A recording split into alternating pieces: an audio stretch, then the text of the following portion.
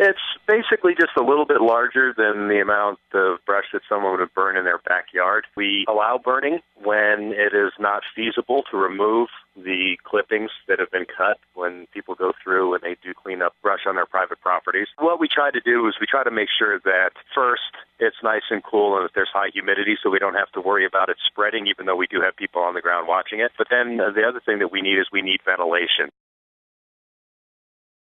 About 2.5 years ago, the Coalition Board set us out on a watershed restoration initiative to try to address water supply issues within the watershed. As everybody knows, we depend on rainfall and snowfall in the watershed to replenish our aquifers.